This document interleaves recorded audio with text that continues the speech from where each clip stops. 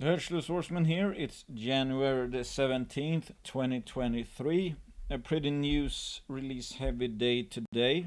Gonna look at a few news releases. And first of all, just to sum up, I saw some other stuff. I think West Haven Resources, they drilled a pretty impressive hole. Just looked at that shortly. I don't have a position. I don't know the company too well. But it appears that, yes, there were, I think, one or two pretty good holes. Don't know what the true width is on those holes, but they also drilled some what appears to be down plunge below where the really good hits were located. That didn't hit, as high grade, etc. So I'm not 100% sure. I wouldn't need to look that up, that company. But anyway, the ones I know better, obviously Western Alaska, Bonanza hit. I think it was the last drill hole of this season, and pretty much, I mean, that's basically what they've been doing. I mean, it's just Bonanza hit after Bonanza hit. One of the absolute best growth stories that I know of. The grades, jurisdiction, type of system, CRDs, pretty. I mean, they can be tricky to follow, but they are, can be very, very large. And if you just follow that snake, let's say, and just the snake that they are following right now, I mean, it's producing some spectacular grades, and there's possibly, a few kilometers left to explore on that. Anyway, Defense Metals, one of the best hits yet. De-risking continues. Nevada King ramping up drill program yet again. Yeah, basically because things are going very well. I mean, you love to see that, basically confirming, yes, this story is getting better and better. So, I mean, with more drilling planned, obviously the potential growth curve steepens even more. So the value creation pace gets sped up. Timberline, no spectacular results. They had what I would say a bit too low grade at those depths. I think they had some 3 meters of like 3 grams per ton. I mean, a lot left to explore at their Eureka Gold project. So it's like, yeah, I would for sure want to see, real thick Carlin style hits, which they have hit at the water well zones, but now they're stepping out. I mean, you're not obviously expected to hit everywhere, and they keep learning about the systems, about the faults, etc. Cassier Gold, some nice long lower grade intercepts at Taurus in areas where the resource has nothing modeled in terms of resources. So this basically adds, well, it basically adds ounces to the resource. So bulk resource growing at Taurus. Nothing, I mean, too fancy, not in this market on a day like this. And of course, like always, if it's good or bad, if, let's say, a company puts out, let's say, positive news. Well, not only positive news, but like it for sure increases the value, and it's starting off being undervalued already based on what they have, perhaps. I mean, in a short time frame, okay, you don't get a reward, let's say, if the stock doesn't go up, but it means that there's even more value, so it will just go up more sometime in the future, all else equal. So it's more of a timing issue. I mean, most people sell a company if it doesn't go up on good news, even though by definition, if the value increases and the price doesn't go up, that just means it's a better case. So all else equal, one should really add to that position simply because price didn't go up yet. Anyway, so let's look at some. Timberline reports final results from 2022 drilling at the Eureka project. Here you can see 9.1 meters of 2.17 grams per ton and 1.5 of at 3 grams per ton, 4 meters of 3.63 gram per ton, and 7.6 at 1.3, and here we have 1.5 at 3. So there's interestingly, I mean, pretty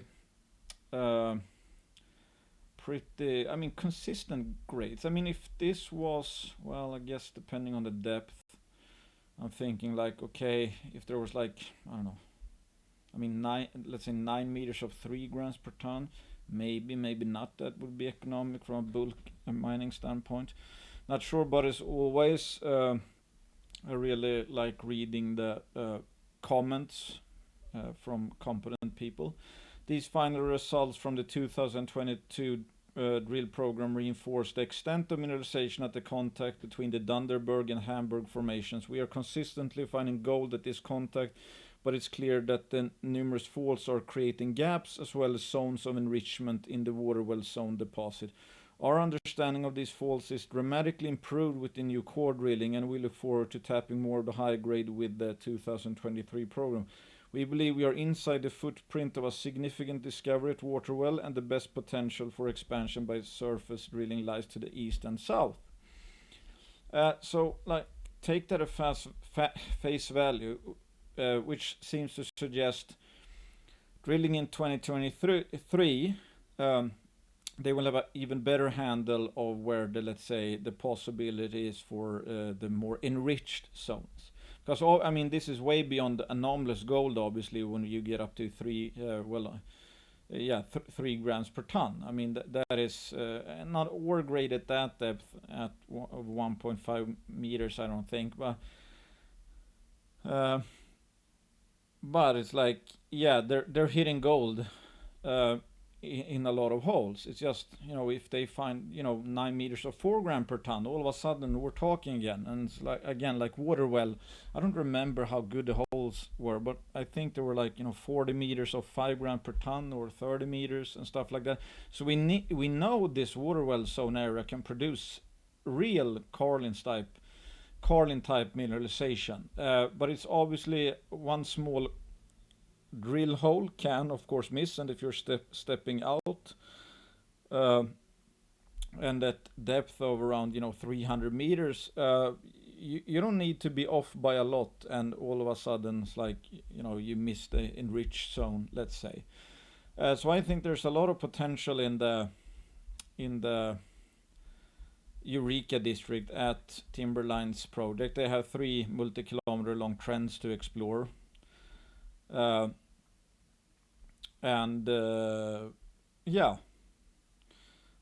think, I mean, the story's far from over. I would have liked, obviously, that they hit, some higher grade to bonanza grade stuff. But I think the more money you throw, these are, pretty modest drill campaigns, let's say, if you do exploration drilling, and especially if the geology is complex, which it typically is in this part of Nevada, where you have all these faults, etc., which scrambles the underlying geology, gets chopped up. Western Alaska Minerals announces bonanza grades on Water Pump Creek, 5.1 meters grading 789 grams per ton of silver, 22% lead, and 14.9% zinc. I think if I calculate correctly, that's over 2,000 grams per ton silver equivalent. I mean, this is the stuff you would pretty much expect to make money on in any metal price environment. And obviously, this is why, let's say, you don't need too big of a resource at these grades for it to be highly valuable. And they've been pretty much hitting bonanza grade stuff. They unfortunately don't have AG equivalent here. But yeah, I'm not sure if they actually, I mean, there's like one hole here. I was looking at 5. Maybe like lowest 154 grams per ton silver, but that's still like 10% zinc, 12% lead zinc alone.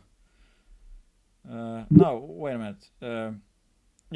Over 12.2% lead zinc.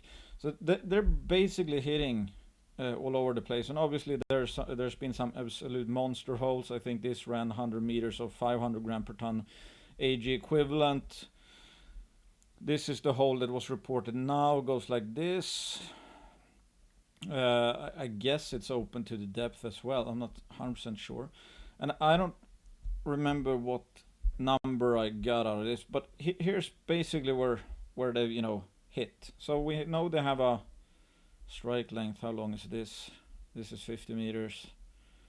Let's say somewhere around 400 meters. I mean, it's 30 meters of mineralization here. Here it's up to, what's that, 30, like 80, almost 90 meters, and here you have 5 meters. And again, bonanza grade. So one could obviously, and this is 47 meters here already. So if they infill this, I mean, I don't remember the exact number I came up with, but I think they have like 40-50 million ounces of AUU equivalent at least inferred. Not that they have that in an inferred resource, but they just need to drill here, and we probably will end up in a reality where they have at least 40-50 million ounces AUU equivalent, just based on what they've already drilled, pretty much. Okay, they don't have the map here, but I mean, this trend, I don't know how long this could continue, and it could go, another trend could go this way, and they have I think the whole district is 8 by 8 kilometers, so it's if we're talking probable growth, at least probable bonanza grade intercepts for 2023, also probable growth, because this is wide open. Some of the best holes are, here. And it's obviously, I mean, the only reason we don't know if it continues is because it hasn't been drilled further to the south. And we know they have a goal of 120 million ounces AUU equivalent of bonanza grades. So yeah, Western Alaska, in my book, that's if you like exploration and you're okay with there's no guarantees, but I mean, if they reach 120 million ounce AUU equivalent, that would put them on par with Silvercrest, which has over $1 billion in market cap. I do expect them to raise money one of these days, and hopefully they'll go up to 5 rigs next season. But you can just fast forward 12 months of 5 rigs working a system like this, and they're stepping out and they're gonna test some other discoveries. Maybe, I mean, at least we know they're gonna be. There's going to be many more news releases like this coming if they put in 3 to 5 rigs. That you could pretty much take to the bank. So if we just front run the news flow the next 12 months, I'd expect quite a few of these, especially if they drill 15 to 25,000 meters. I don't know how many holes that would be, but that's I think they will probably release more bonanza grade intercepts than any silver explorer I know of. Nevada King expands phase 2 drill program. I mean, this is kind of easy to draw a conclusion. They don't ramp it up unless they think it's worth ramping up. And I talked about it. I think Nevada King has become one of the best hodl stories, actually, because it looks increasingly likely that they will have somewhere around 1 to 2 million ounces of good oxide gold, good grade in Nevada, and they have the third largest land position in Nevada on top of that. We can see some comments here. Much of Nevada's King current program therefore involves drilling around existing holes that do not fully penetrate the mineralized zone. I mean, a bunch of the last news release, a bunch of holes ended in mineralization, while also tracking mineralization westward into the volcanics with the opportunity to significantly increase both grade and tonnage within the current resource zone. Nevada Kings opted to place special emphasis here by drilling more holes and drilling deeper. Carl Heron, exploration manager of Nevada King, stated, recent drilling demonstrates the Atlanta epithermal system remains open in all directions and at depth. Our immediate drilling focus lies within and adjacent to the confines of the existing Gustafsson resource zone, where the majority of pending holes were colored. Priority objectives include, you can read this yourselves. I mean, they do a great job of, their news releases are really meaty. They have some ex-Barrick guys helping them explore. Yeah, again, it's like if there's a 50% chance at least this will end up being a 1.5 to 2 million ounces of, one of the rare oxide Nevada plays with actually, good grades, let's say 1 gram per ton. I mean, those are not really found anymore. So in that case, I would think that probably worth, several $100 million at least. So I really like the risk reward here, especially since it has some market cap of still just around 106 million. So again, it's like check back with this story in a year. Maybe they'll be up at 150, 1.5 million ounces, inferred. And they have more targets. It's open to the north, south, at depth, targets to the east as well. So I think, 1 million ounces should be actually quite easy, I think. I think they pretty much already have 1 million ounces inferred.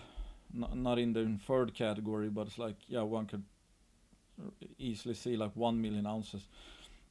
Let's not forget, it's like if they get 1.5 to 2 million ounces of, high grade for open pit mine, and it's oxide. I mean, in Nevada, they mine open pit oxide ore down to, 1.3 grams per ton or something. I mean, if this ends up being like 1 gram per ton and the strip isn't too terrible, etc., and they might find some feeder mineralization because they're hitting some 5 gram intercepts, 5 grammar intercepts over like 30-40 meters, etc. You can check out the news flow. So Nevada King is a store that has, in my opinion, changed a lot for the better just over the last couple of months, and which jives with the fact that they are expanding the phase 2 drill program. So that's what you obviously want to see. Positive surprises, meaning they're figuring out the geology more and more, which increases the chance of success, increases the potential, the blue sky potential, the hit rate, and the quality of the news flow, etc. So this is good signal value. They wouldn't throw more money at it if it was if the story was devolving, going south, let's say. Defense metals, as always, I'm not a rare earth expert, so I have a bit of a problem to actually, grasp these news releases. All I know is it's a very large rare earth deposit in Canada. I think it has good grades as well. We know John Robbins recently got involved. I think they've been, having talks with some, potential offtake agreements, etc. We know rare earths are very hot right now. So, this is not the sexiest sector. It's kind of like nickel. Chronically undervalued almost. But I do think that, this is an intact story, and it just, they keep on de-risking and they're finding more stuff. And they're doing metallurgy, etc. And if John Robbins got involved, I don't remember what they said in that news release, but it's like, he has good connections, etc. I don't think he would tie himself to defense metals if he wasn't comfortable with that. That they are actually, first of all, legit, but actually has a good chance of, being acquired, let's say. That's just my thoughts. Okay, this was the earlier Nevada King news release from, I think, last week. January 12th. You can see 9.9 grams per ton over 27.4 meters. Within a broader interval of 3.6 grams per ton over 82. So it's like, that's really good stuff. Imagine, open pit, maybe heap leach processing grades like this. At least this kind of ore would be a cash cow, I would think. Mantaro Precious Metals announces complete results from 2022 drilling at Golden Hill. 15.2 meters at 2.70 grams. including 3 meters of 8.47. I mean, that's good. Including 1.19 at 5.58, that's okay. Depending on metallurgy, of course. And this is a bit of a lower grade intercept. Is this where they have all the well,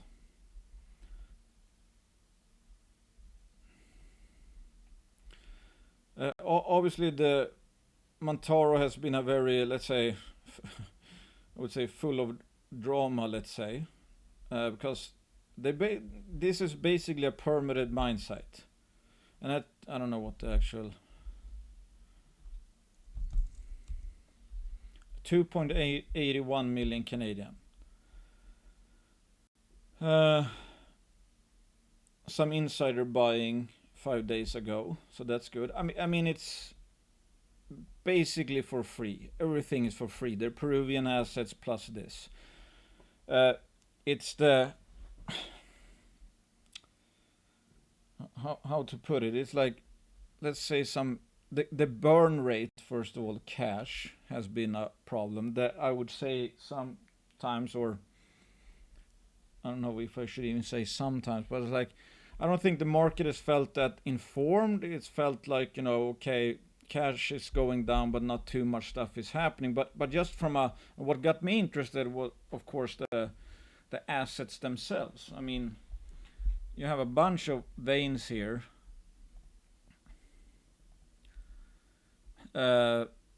Obviously, I mean, good grades here, not so good. Good grades, good grades, good grades.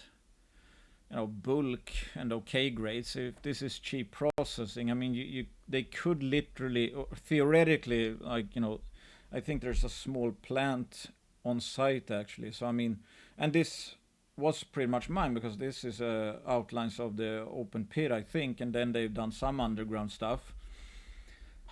So yeah, I mean, on an asset level, I think their Peruvian projects, their silver projects, look really good, especially the, what's it called?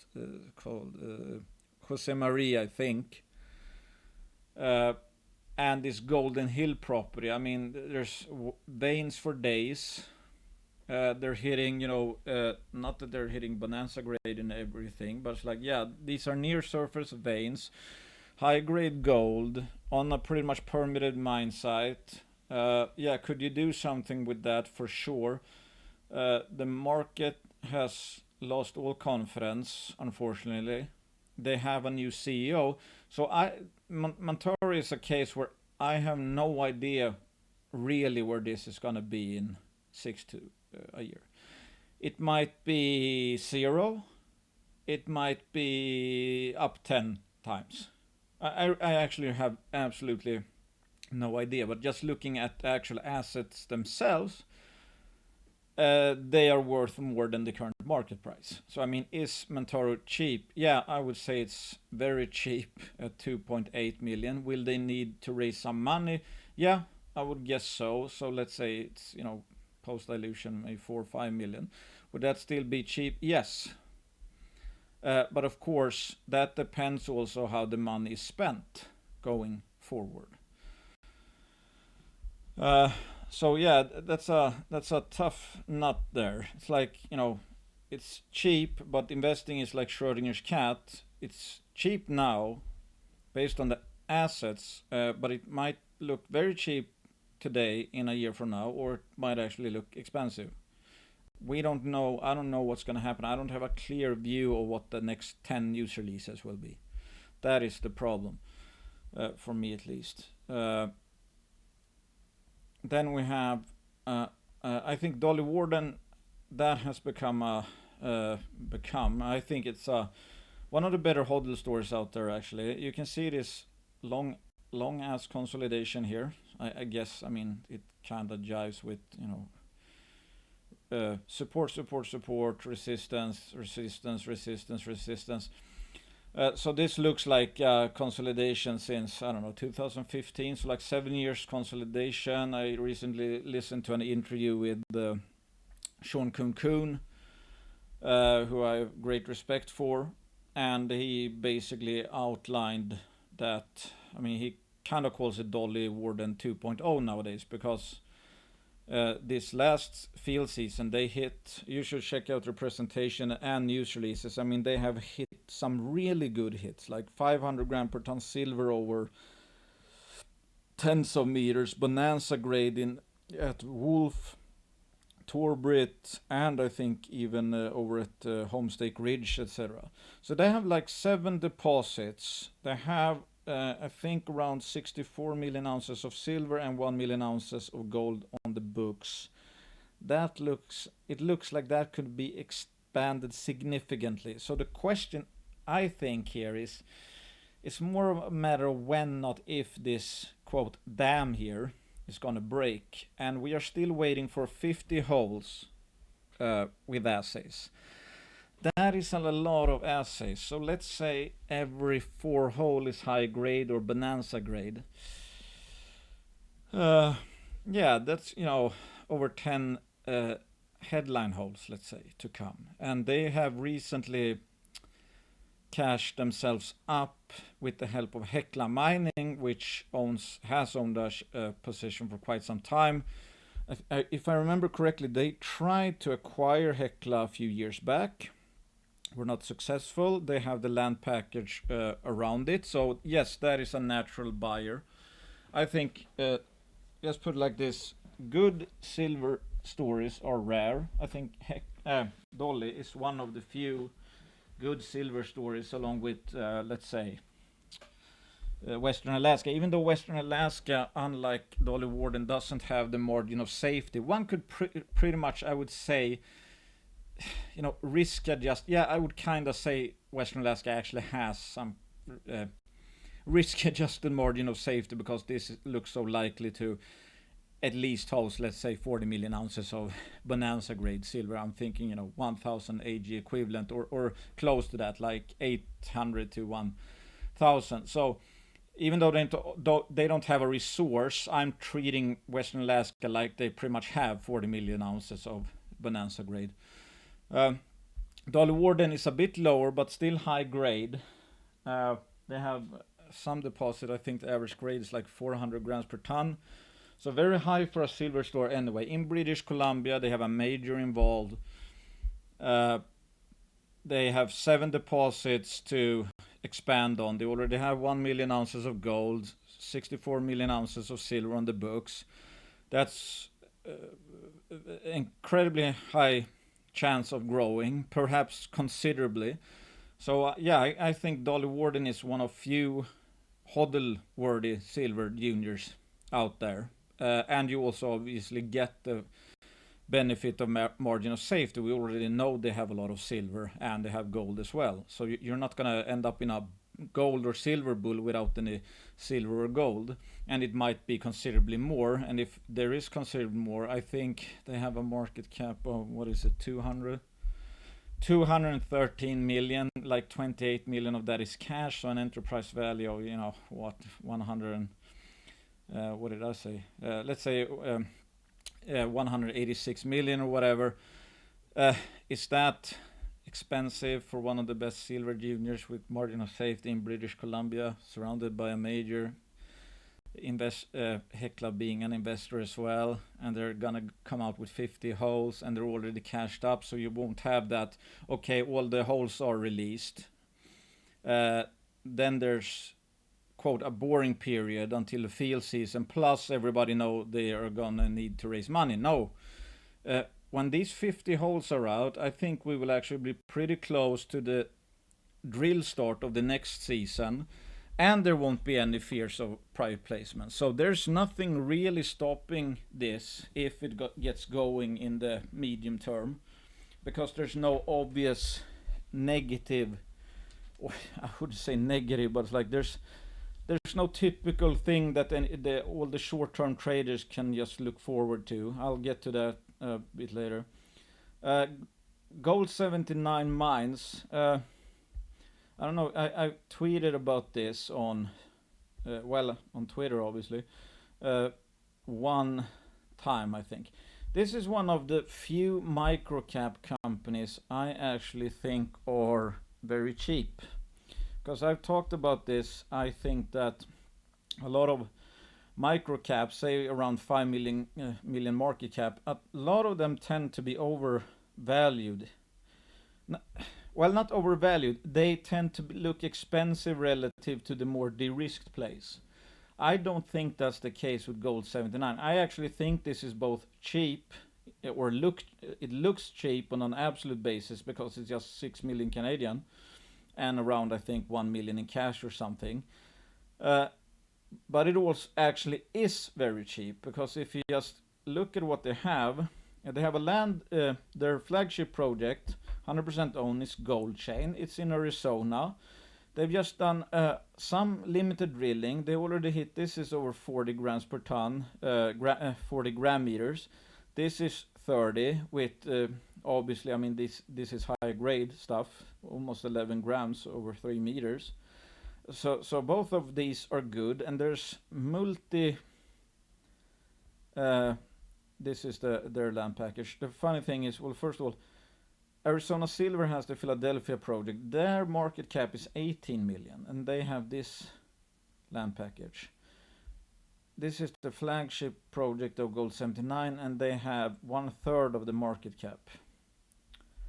And it is pretty much wide open. And there's historic mines, etc., etc. They're going to be drilling Sheep Trail, which has the highest grade samples on surface. This is where they hit some stuff. And where is the... Yeah, here you hit the, high grade stuff. And here you have 13.7 meters. I mean, this is near surface oxide gold in Arizona next to... I think this is an operating mine. I think this is a mine on care and maintenance. But it's like, it's in Arizona. Arizona is good, first of all, but it's obviously mining country. Because there's like two, or I don't know if this is operating now, but it's like, in recent times, there's been 2 mines operating here, and I think now it's just a moss mine. So an ounce is only as valuable as it is to recover, and if you can never recover it because you never get permits or whatever, you obviously, by default, that ounce in the ground is worth 0. Here, success would be, I think, very meaningful, because this is way above average chance of actually, having the opportunity to actually become a mine. And they have this Frisco Graben as well, which is 6 kilometers long. This might be basically a buried target, but they have no shortage of this trend. Here is like 10 kilometers, and they have this, and they have the Tyro mine they've hit here, so maybe this connects, and maybe Sheep Trail looks good, and obviously they hit some stuff here. So it's like, is it out of the realms of possibilities they might have end up, in 2 years with a, let's say, an idea that this might be a 1 to 3 million ounce system? I don't think that's out of the realms of possibility. I don't know what the gold price will be then, but it's like, from 6 million. 60 million would be a 10 bagger, excluding dilution. And if they have a legit project and, sentiment comes around and people start talking about the district potential, etc. I don't think 60 million is gonna cut it. If it looks like they have actually a high-grade oxide near surface, let's say, mining hub here. I think it's, I think it's just too cheap. And you can see some samples and some drill intercepts here. If they, again, it's like many of these hits are, over 1 gram per ton. This is 35 over 1.26, so it's like, maybe this, I haven't done any calculations, but it's like, these samples, they are actually samples from within the actual, wait, is this Tyro, right? Yeah, the Tyro, okay. So we know this has been mined. We know there's mineralization here. You can see the grades here up to 2.89, and here's like 25.4 meters or 2.50. What are the odds that the mineralization just stops here? Doesn't go any further down here. I mean, obviously, Mother Nature probably just didn't do a straight cut like this, and they're hitting way out here. And here's a sample of 12 grams per ton. What if the actual mineralization, a lot of it is mineralized, something like this, and that's just for Tyro. That's just this portion here. I don't know, or where is the actual Tyro mine? I don't know if it's here.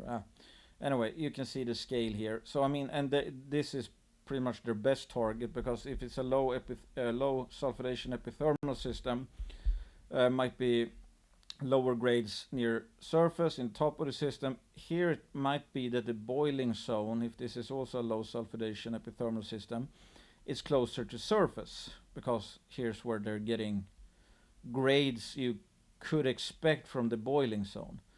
And I mean, it's not the I mean, you do not need a big deposit. It's like with Headwater Gold. They're looking for low sulfidation epithermal systems primarily. They would be more than happy of like 1 million ounces of high grade. That could be worth hundreds of millions. So I'm not saying that's the case here, but I think too little success is priced in. And they have Banner and Sunset. This is also gold chain. Then also they have the Jefferson Canyon project. This is 7 kilometers from the Round Mountain mine. This belongs to Kinross, and they're running out of ore. So they have done a deal with Kinross.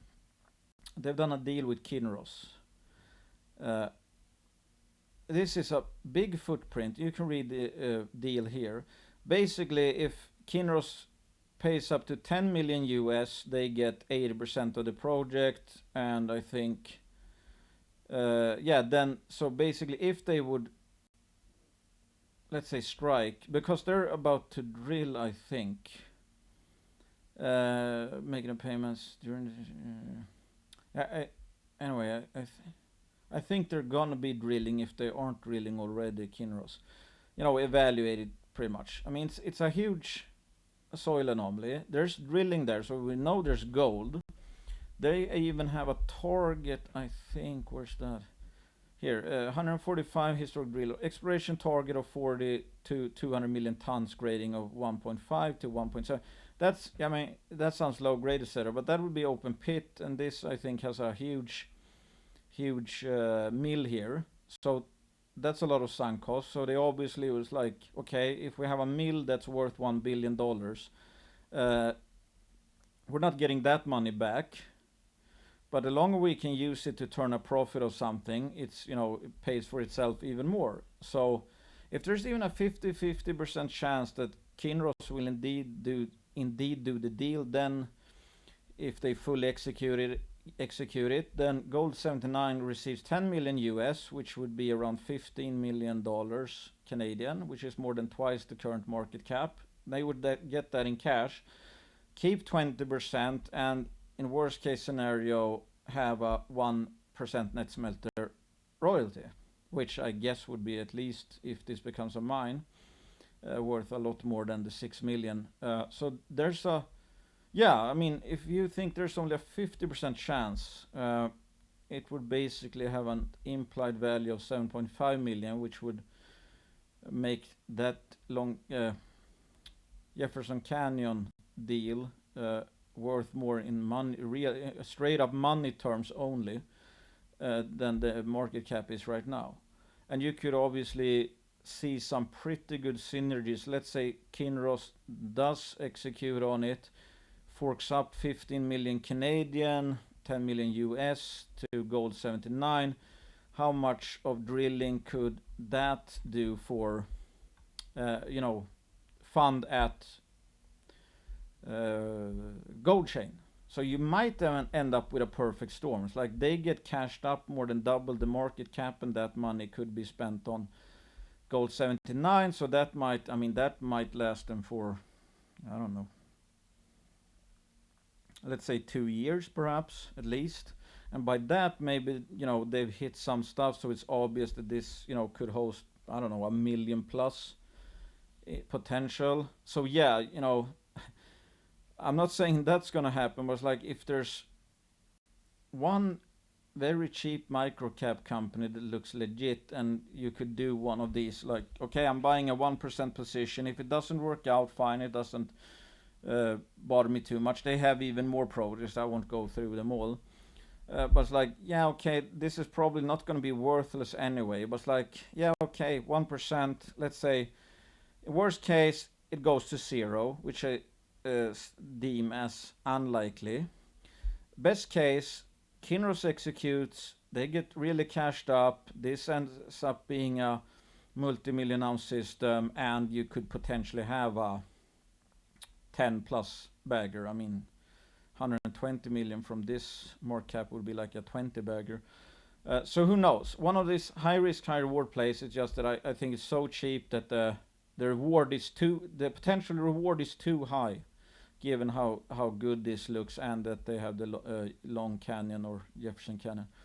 And the short looks quite intriguing.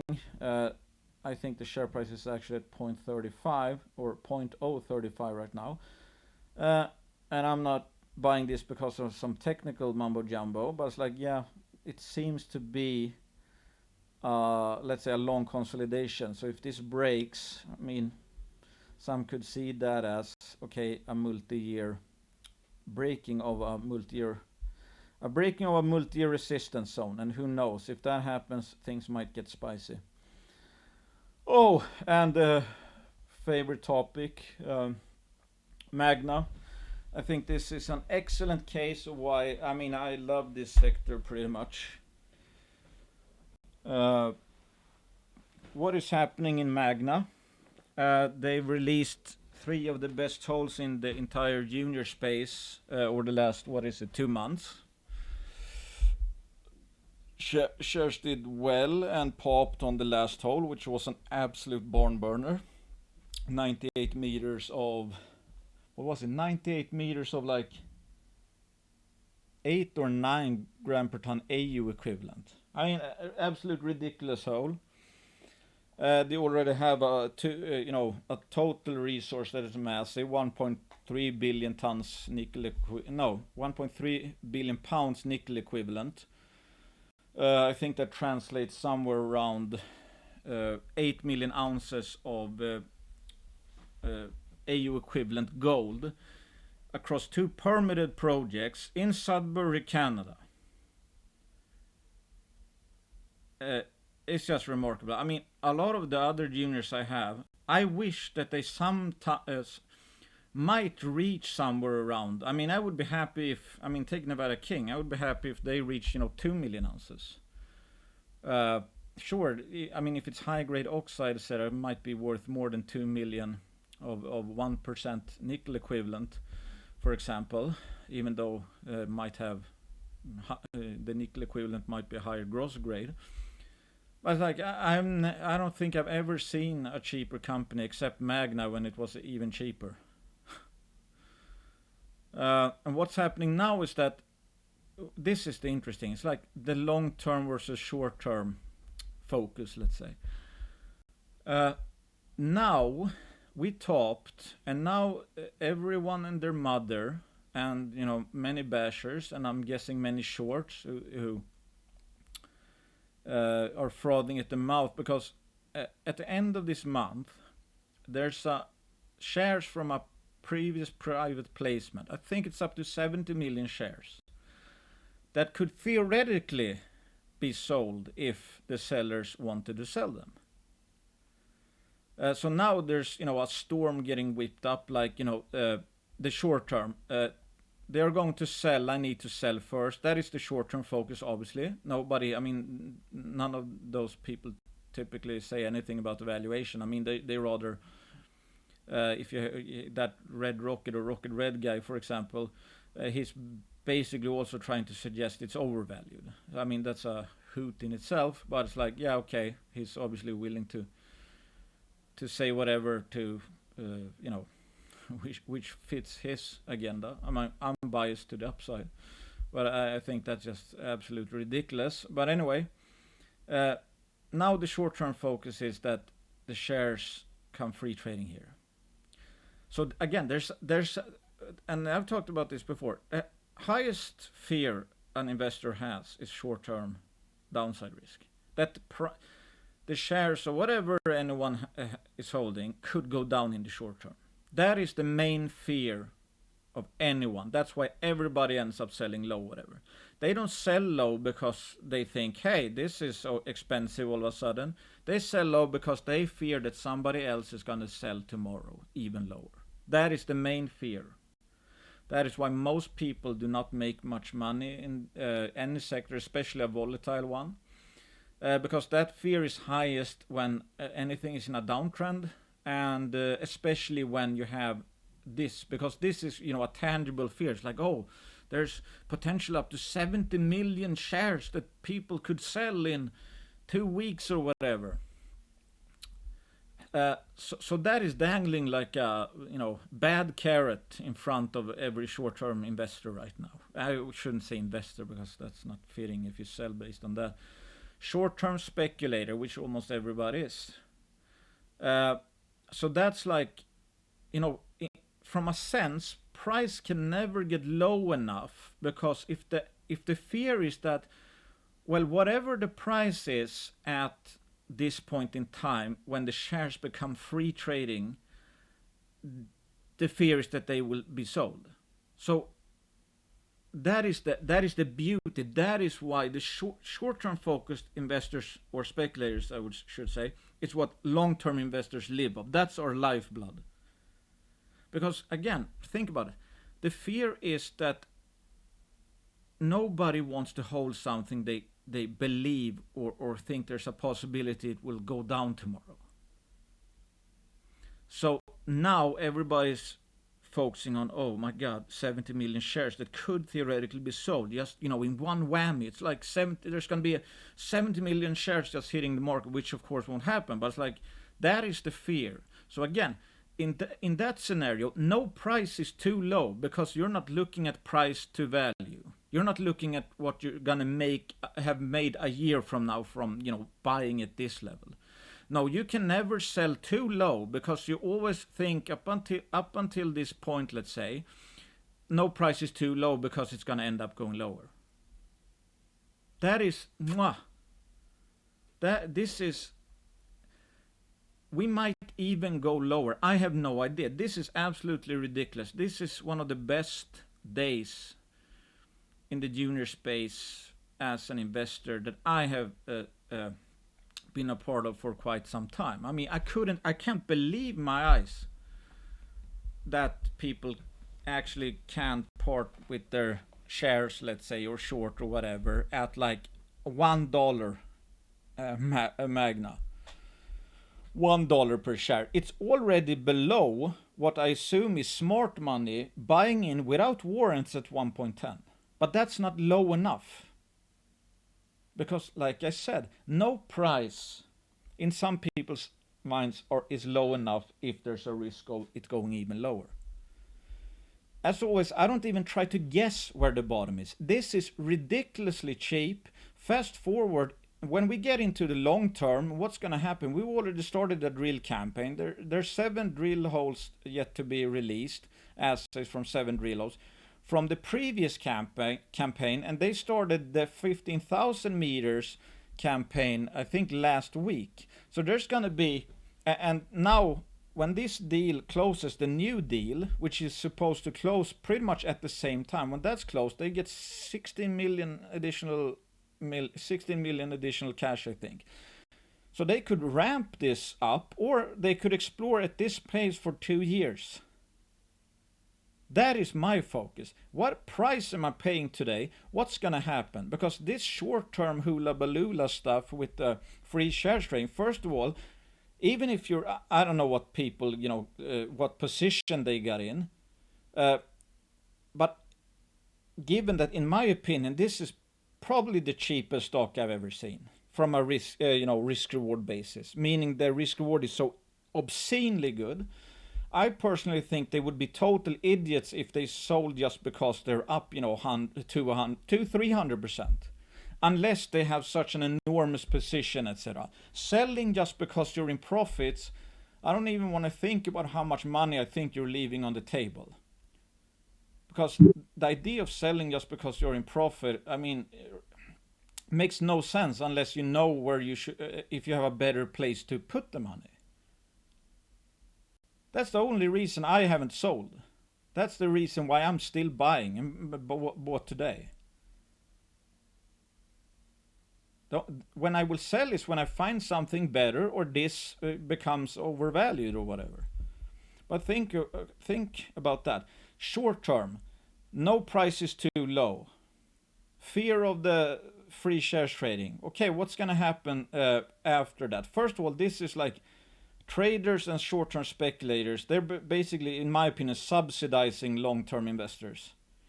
They are giving opportunities that should not be here. We should not be able to buy Magna at $1.04 per share, in my opinion. This is why I think this sector is incredibly easy to beat if you have a longer time horizon than the market, pretty much. And now is one of the best examples of how those things tie together. Because this short term, shares free trading, this is the talk of the town. This is the focus. This is what people are basing their decisions on right now, typically, at least the ones who are selling. If we go to the long term, let's say, well, I don't even need to go that, well, that's not too far actually, maybe 4 months. I mean, then we expect to have a PA out by then. I expect a bunch of assay results up until then, and then I expect assay results for the rest of the year. Let's say 50 assays from 50 holes. We know that the first 3 holes were absolute barn burners. I don't expect every hole to be a barn burner, but it's like, we know what kind of grades and widths this system can deliver. So what do you think is going to happen if after 50 more holes? Do you think Magna will be at this valuation where we are right now? I wouldn't think so. And after a PA comes out and who knows, maybe shows, yeah, it's easily, Green Hill is worth, I have no idea, it's like at least 500 million on paper, just from a toll milling scenario. I mean, again, this is, yeah. And here you have 7 holes remaining. So it's like, again, this is what is dictating the share price movement right now. This is the focus. They don't look where Magna is gonna where the shares might be trading 6 months from now, or even 3 months from now, not even 2 months from now, perhaps.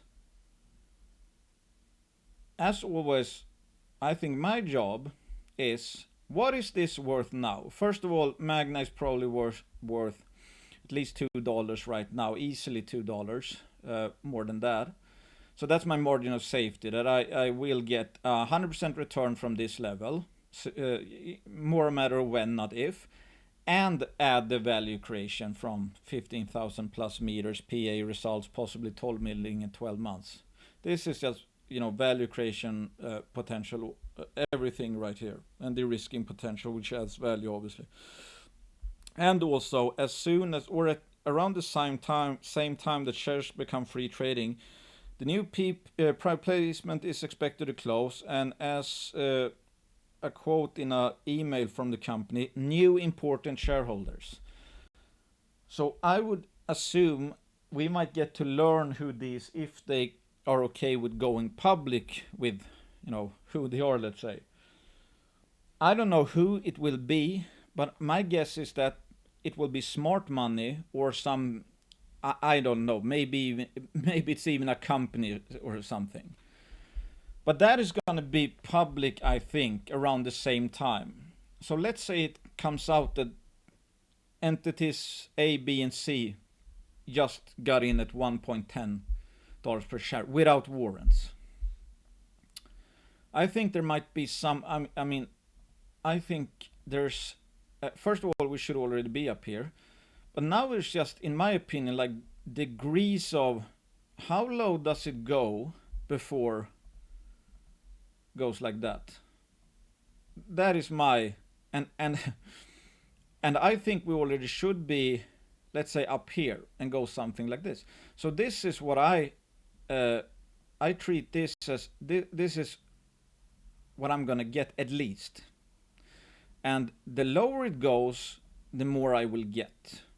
And with time, I'm going to get even more because I expect the assays and PE results and possibly toll milling to just jack up just increase the value for the next X amount of years, let's say.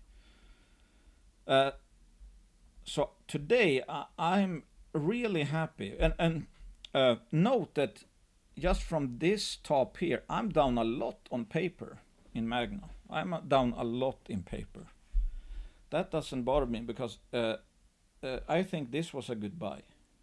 A great buy, actually, otherwise I would have sold. I think now it's just degrees of how much of a steal can buyers get. This is absolutely crazy. And this is why, I mean, this literally is one of the best examples I've seen. It's like, I have no idea how you cannot beat this market over the long term. If it was so hard, we should never be offered opportunities like this. When there's such a contrast between the short term and long term, when there's such a contrast between price and value and expected value curve. Just my thoughts again. I know already some. I mean, it's.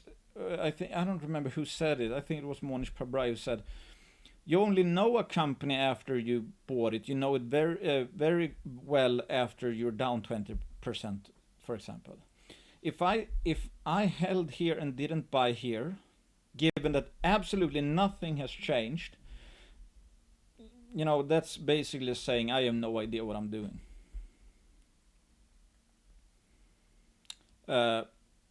Pretty much that. Because it makes no sense. Absolutely nothing has changed. The only thing now, the fear is nothing with the value. The projects are as good as ever. We're about to be even more cashed up. We're about to get third-party validation from whoever put in 16 million.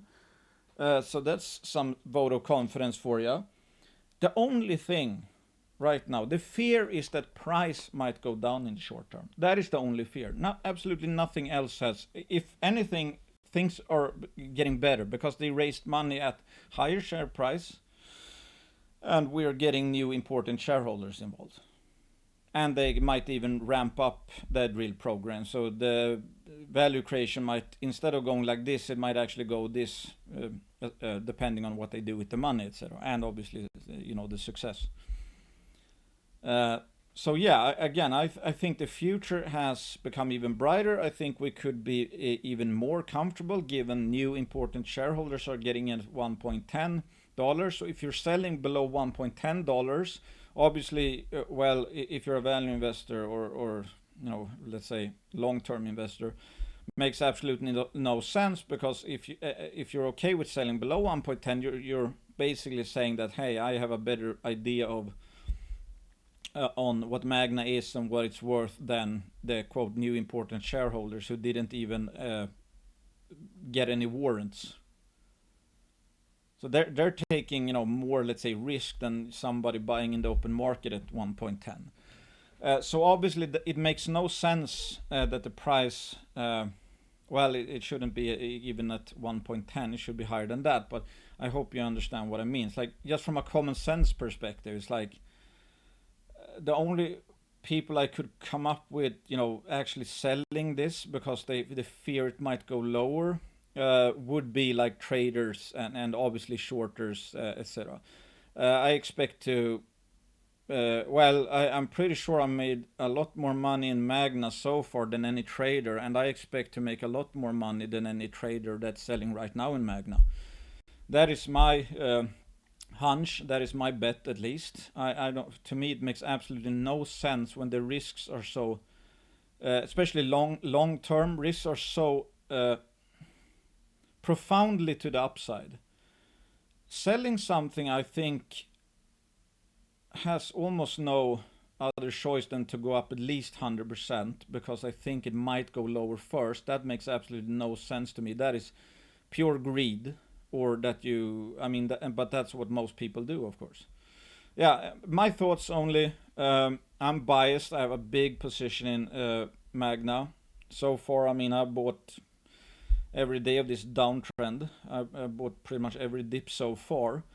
And who knows, maybe someday I'll have to sell shares, but it's not today for I think pretty obvious reasons.